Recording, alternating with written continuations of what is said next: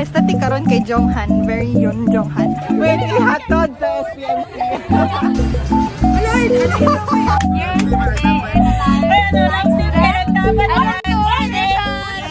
Hello guys! Welcome back to my vlog. And karon man siya akong pinaka most awaited na vlog na ako himuon because I've been waiting this for months, and it's our psychology educational tour to Davao. Among trip is 2 nights and 3 days. So for my vlog, you will be joining us psychology students sa mga trip to Davao. Let's go! Check guys, it's 3:30. Gati po kami. Yes, kaya guys. Wala na ba ko'y tulog guys do? Kaya if matulog ko 8 AM na dito makamas.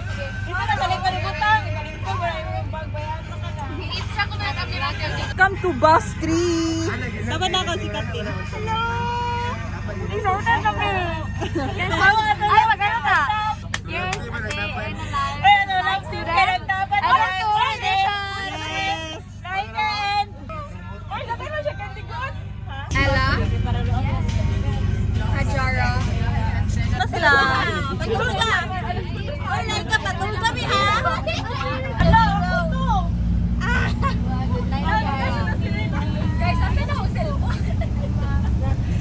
Wala ko lagi. Ikaw siya si Rena. Yara ka siya si Rena. Yara ka siya si Rena. Yara ka siya doon si Rena.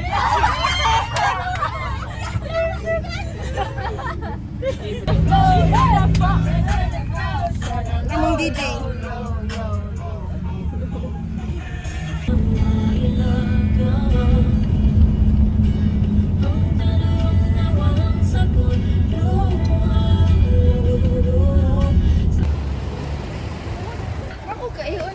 Manghisa.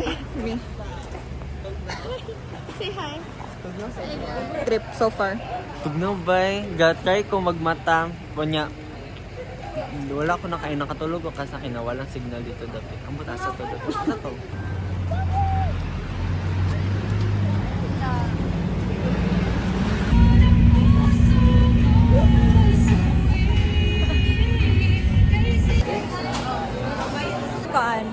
Jollibee Kalinan kay mag-breakfast. Dapat ma-post mo ni mong vlog cut right after our edit. Gali. Basta karon na nga bulan. Deadline ha, Thursday sa gabi. Oo, pag-uli na to namin tanaw. Ay, ang first site na mo sa mo ang tawag ni Edu Tour kay sa Golden Haven Kita mo gulta ng Golden Haven ta? no, Golden Haven Home for the Aged, I think. Yeah, so mata namin ito after breakfast, then kinahanglan din ang iba na mo hair, and dili ko ganahan kasi I just rebonded my hair like a few months ago, but then I have to do that. And after that, I don't know unsa sunod sa mga itinerary. Sa mga sites, mga facilities kay bawal mi magsuot og shoes nga na shoelace. Na, di ay? Naka-shoelace niya ko. Wala ko na yung bawal. Oh, as much as possible.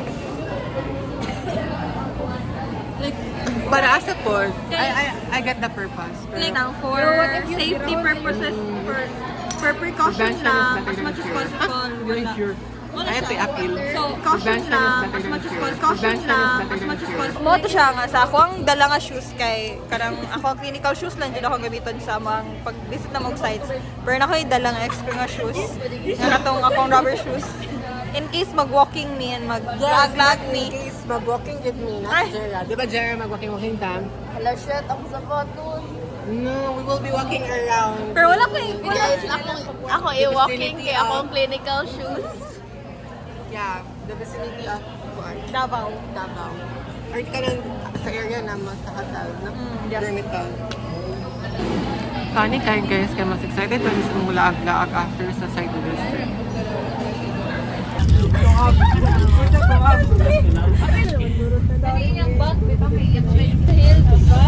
Padulong nami sa among first site sa Kalinan nga retirement home basta, pero bawal di ay may mag-film, bawal may mag-take og phones sa among site, so dili ko maka-video dadto, and ang mag-video ra ka among docu committee. So yeah, ako ang mahitabo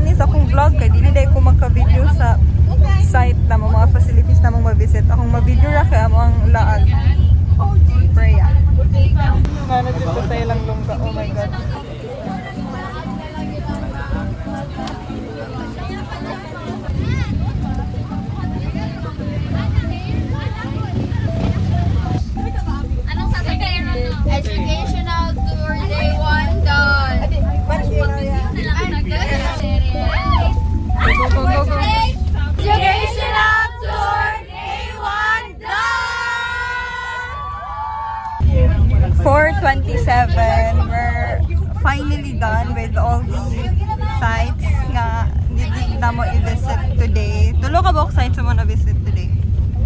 Really kapoy guys. Gagsakit ako ang tiyan, ako ang tiil sa sigig binaklay. But it was so worth it. Mag-chika ko later on pag medyo okay na ang background. Like day 1 sa mo ang Eduk tour. We went to 3 sites which were katong sa Kalinan na home for the aged, like retirement homes. Dayon, second akay sa Malagos DOH na drug abuse treatment center. And then ang third na site dayon kay sa hagit to dapit. Basta drug treatment center for drug dependence sa Davao City. So, mo to siya, we went to 3 sites. It was really fun, I think. Very tiring, for sure. Kay, like, the whole day, siguro mi og baklay-baklay, suroy-suroy, tour, nagtanaw sa ilang facilities.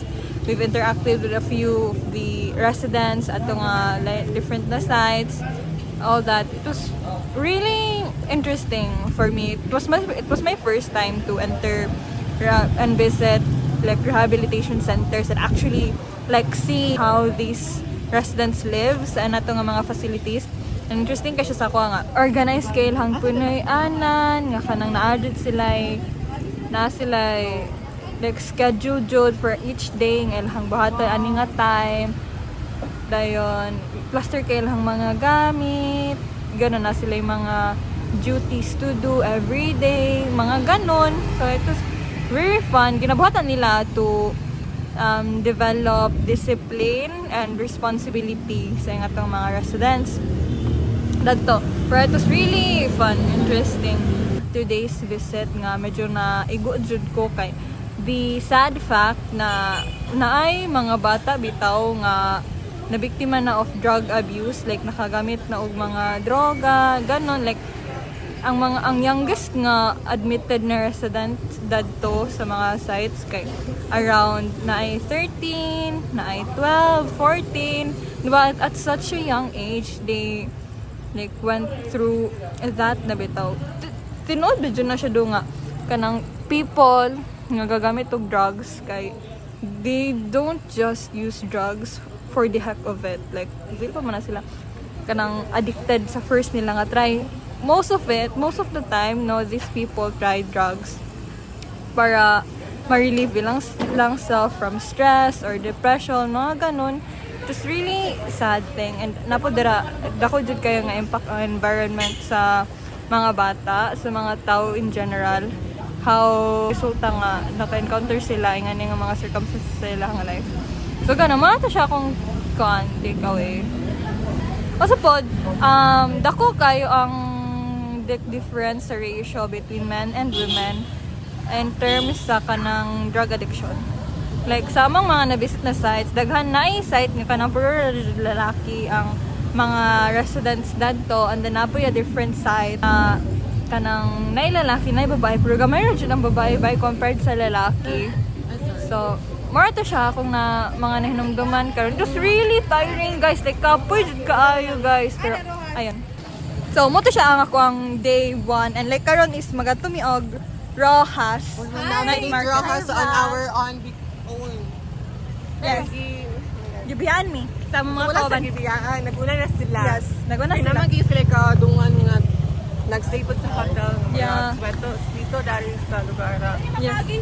Wala pa yung mattuod. Wala mi, Naman, kami, Google Maps. kami apat, kami katod. Yes. Nag-ask si Steph of direction, Padong Rojas. Hey. Okay, go. Okay, let's go. Now we're heading to Rojas Night Market. So instead of jeep, we opt for ng tricycle na lang kay para dalira. Tapos sama na yung backlayan pabalik.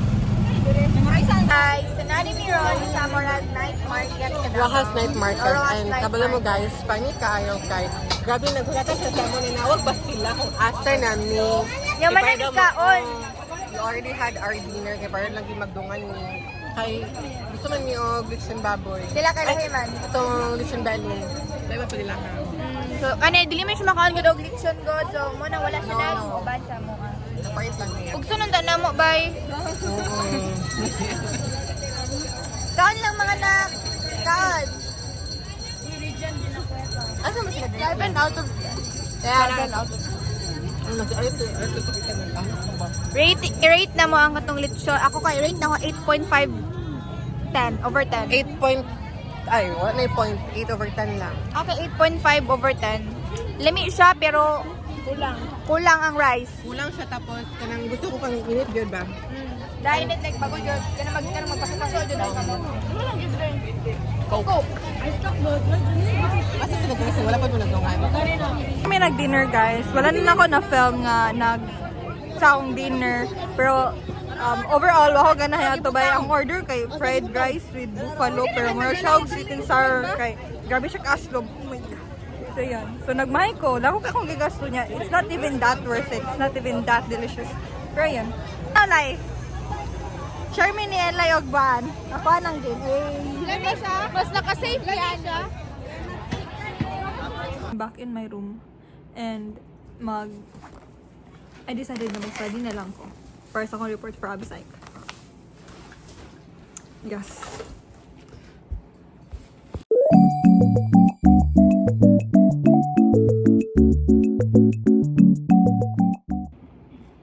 Joke lang, hindi ko nag-study. Sana wala akong salida. Hi guys! On the way to have our breakfast para after na kayo madala din sa mga sites.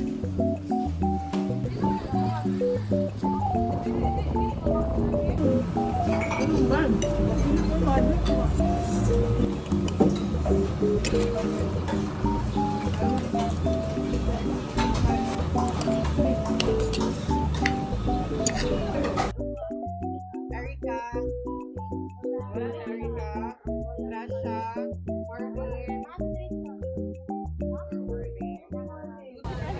Hi! After 1,000 years, nahuman namin sa tanan ng mga sites today. We went to 3 sites overall, aning a day. We went first to... Ano itong first na site? Recafe sa Rainbow Intervention for Children with Autism, FI Foundation Incorporated. So, the next na site namo kay sa Southern Philippine Medical Center Institute of Psychiatric and Behavioral Medicine. Hospital jud to siya guys. And then ang third and last na mga site kay sa Independent Living Learning Center. So mo to siya 3 sites and sama pa kayo dari and mag-debriefing sa midaan. So after this, I will probably share my overall nga kanang thoughts and takeaway learnings na ko aning a day and overall sa mga educational tour. So we will be having group sharing, reflections, realizations, Sa mga debriefing karon. and many more. Update na si Aya. Si Laika. Ayan si Mikay. Namin sa Doña Vicente Park, diri ni mag-debriefing. Meron to guys. Wait, ihatod sa SPMC. Ay, so po kayo, HR na dito, ay, na dito nga side nga, ako i-pursue, pero I feel like, hinahalan nila og clinical good nga mga health, clinical good nga mga professionals, so, I hope, kamupon, Wow. I hope po na change po yung mga mindset na nga. routines, pero ang kanang vibe sa ilahang mga facilities kay different kids siya. Alright guys, I only do this body for you. Dugay kami naghulat. Yes! So sorry. Okay, this is a new angle. Na-mention ako nga, nag-visit niya ako 3 sites yesterday. First naman gi-visit kay Recafe. I really like their institution nga. Marshall, essentially school jud siya for children with autism. Walang ginatulo mostly sa Recafe kay mga functional skills, difficulties like their communication, socialization, mga ganun. I think it's really fun mag-work dito. Dayon, isa pa. Ay, katong diba, they work together with DepEd. I think I really like it kasi it creates a very inclusive and accepting na environment para ani nga mga bata with autism. Then next nga site namong na-visit pa jud kay SPMC IPBM. Like, ito siya ang favorite na ko nga site sa 6 nga sites namong na-visit. So, we're able to visit their wards. So nakita na mo dito ang mga pag pinayana nila, pero wala jud mi naka-interact nila. And nasa sila yung female ward, male wards. Mas daghan ang ilang mga male nga residents dito. Dayon, napoy CIU, Crisis Intervention Unit, where dito nila ginabutang, gina-admit ang mga patients for 1 or 2 weeks. Dayon, after, like, if ma-sober up na din sila after that time, 2 weeks, kay ipauli na sila. If dili gani is, dito na din sila transfer sa male or female na ward. Napo din sila CAPS, which is Children and Adolescents na patient section sa mga bata. Ang wards kay basically nasa cell ilahang mga patients, like kanang parehagod sa prisuhan, pero of course na po yung reason why anong inanang ilahang sistema dito, kasi of course kinahanglan nga makita sa nurses, sa nursing attendants ang ilahang patients directly. Kung naka-room sila, like payo lang sa kanang normal or usual nga room, dili nila makita ang saan nasulod sa ginabuhat sa ilahang patient. So what if mag-try og self-harm ang ilahang patient dito, or i-try sa patient na i-harm ang kauban niya sa room, so dili makita sa nurses. So kinahanglan nga itong like, more extent. Dahil ang last na mga site kay sa ILLC, wala dyan may naka-tour sa whole dyan nga facility ka. Marami man dyan siya balay, dayon. Like, bako lang siya nga balay, dayon nag-lecture me sa ilang hall about sa mga services nila ito nga center. So, ang ILLC is basically a special education center. Ilang ginatudloan ng mga kids with difficulties, like different na life skills, like grooming themselves, eating, napoy sports and arts, and all that. So, it is very cool for me, and ang ganahan na okay, na sila tawag to, job readiness training, like lang gina-train ang ilahang mga students dito, how to work, ganon. So, once nga mahumana nila ang job readiness training, and then makita nga equip na ang student to actually work, pa-work nila sa cafe. Kasi mga pictures na ipakita ato. So, hindi ko sa tanan nga site namong na-adwan by Marta Kumaingon, like laylay ang mga services na ginahatag sa lain-lain po mga institutions. Dayon, na-amaze po kayo ko sa mga workers sa mga nurses, nursing attendants, nag-work sila sa ingan yung mga facilities. Kami nakadutupid ako kayang nahimo nga impact dito bitaw sa amuan, how much more sa ilang nga they go there, they work every day with these patients, and it requires so much passion, dedication, and patience to work with these people nga. And ayun lang, I was very amazed nga grabe kayo lang dedication, and inspiring siya pod in a way sa amo ang study pa og psychology. Dayon, after na magpag-visit dito sa ILLC, kay nag-adto mi sa Doña Vicente Park. Dayon dito mi nag-debriefing, nag-share lang sa mga sentiments, mga learnings sa mga 2 days pag-visit of different sites. Ganon. Padulong na ako sa bus. Also, yes, like, I look like Pearl. Ako aesthetic karon kay Jonghan. Very yun, Jonghan. Prince. Ganon. Nami yung SM Ecoland. Magsuri-suri lang sa amin before me mag-eat. Hi guys, I'm back sa vlog ni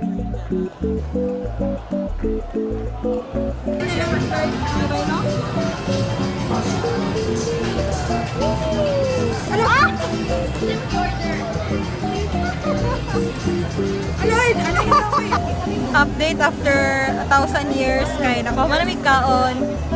Rate ako ang food 6 out of 10. Kita na ben. Basta uy sa food court nila diri ho ganahi. Dayon nakapalit ka og kuan.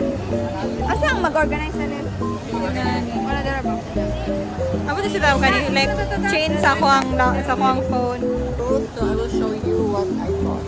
Here for my best friend. So, here. Mga fidget. Yes, for a letter R.